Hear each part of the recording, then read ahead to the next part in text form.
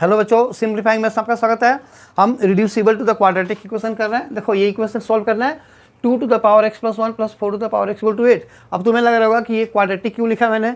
ये क्वाड्रेटिक नहीं है, डायरेक्टली नहीं है, बट ये रिड्यूसिबल टू द क्वाड्रेटिक है। जब तुम इसको थोड़ा सिंप्लीफाई करोगे तो ये क्वाड्रेटिक के फॉर्म में आ जाएगा, फिर हम उसको अपने पुराने मेथड से सॉल्व करेंगे। सो देखो यहाँ पे 2 to the power x plus 1 है, इसको ऐसे लिखो 2 to the power x plus 1 plus 4 to the power x equal to 8 implies. देखो 2 to the power x plus 1 को 2 to the power x into 2 इसको ऐसे लिख सकते हैं, और प्लस इसको 2 टू द पावर 2 का पावर x इक्वल टू 8 ये लिख सकते हैं। Implies 2 into 2 to the power x plus 2 to the power x का होल स्क्वायर। इसको मतलब स्विच कर दिया तो ये हो गया 8। अब देखो इसमें क्या है, क्वाड्रेटिक का मतलब क्या होता है, x का पावर 2 होता है, फिर x का पावर 1 का टर्म होता है, और फिर कांस्टेंट होता है। तो यहाँ पे x की जगह पे ना 2 टू द पावर x है, तो तुम इससे कुछ एज्यूम कर लो। सो लेट या पुट कुछ भी 2 to the power x equal to y। Therefore देखो क्या बनाइए 2y plus y square equal to 8। अब इसको इधर ले आओ, इसको स्टैंडर्ड फॉर्म में लिखो, तो ये हो गया वाई स्क्वायर और plus 2y minus 8 equal to 0। अब देखो ये है ना क्वाड्रेटिक इक्वेशन। क्वाड्रेटिक मतलब कि y का पावर 2, y का पावर 1 और फिर कांस्टेंट। तो इसीलिए ऐसे इक्वेशंस को हम बोलते हैं रिड्यूसिबल टू द क्वाड्रेटिक। चलो अब इसको सॉल्व करना है।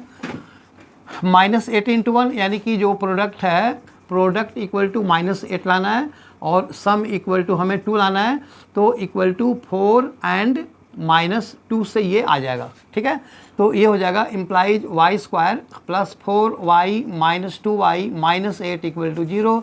This implies y into y plus 4 minus 2 into y plus 4 equal to 0. This implies y plus 4 into y minus 2 equal to 0. This implies y equal to minus 4 comma 2. ये हमारा y का answer हो गया। लेकिन हमें तो x निकालना है, तो देखो किसको एज्यूम किया था, यहाँ पे हमने ये एज्यूम किया हुआ है।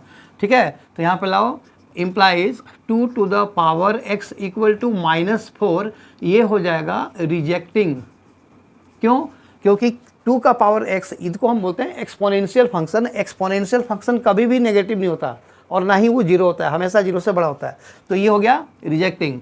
सो therefore 2 to the power x equal to जो दूसरी वैल्यू है 2, so 2 to the power x is equal to 2 to the power 1 implies x equal to 1. So this is the answer. Okay, तो आई होप ये video समझ में आया। अगर आया तो इसे लाइक करो, शेयर करो एंड सब्सक्राइब जरूर करना। Thank you.